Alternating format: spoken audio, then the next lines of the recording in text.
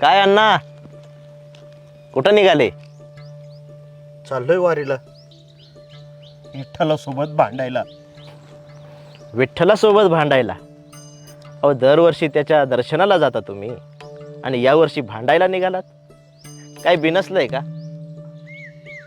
आता तुला तर माहिती, गेल्या वर्षी माझी बायको वारीला गेली, ती त्यानंच नेली.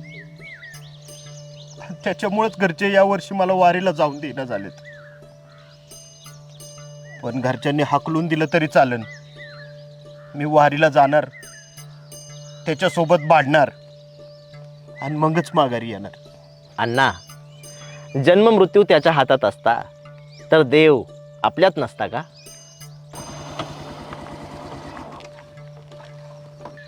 हा, ती बी खरे. तसं जर असतं तर देव आज आपल्यातच असता. अण्णा, एक विचारू? विचार की. तुम्ही दरवर्षी वारीला का हो जाता? अरे येड्या, वारीला गेला म्हणजे माणूस आपलं सगळं दुःख विसरून आनंदाने नाचत जातोय बघ पंढरपुराला.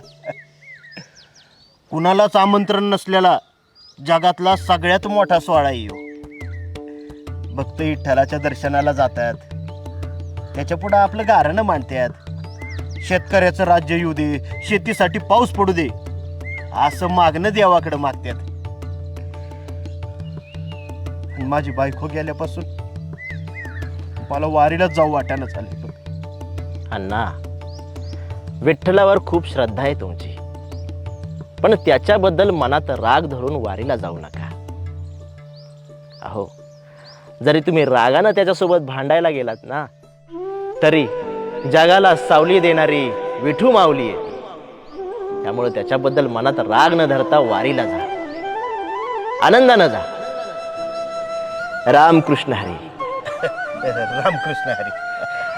चला, येतो, लय काम आहे मला.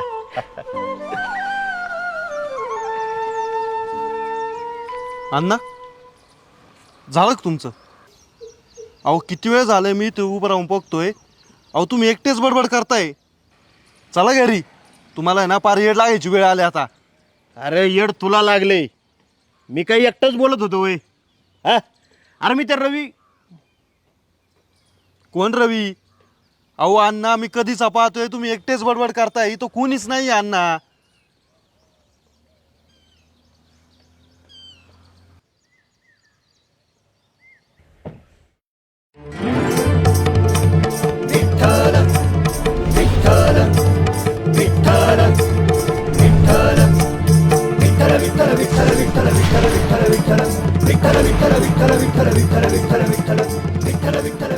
सुंदर ते ध्यान उभे इटेवरी, करकटेवरी ठेवून या.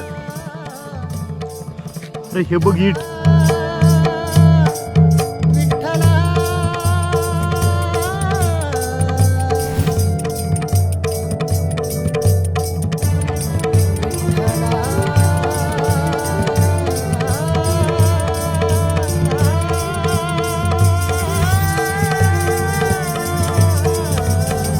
अण्णा, तुम्ही वारीला जावा, मी सोडतो तुम्हाला.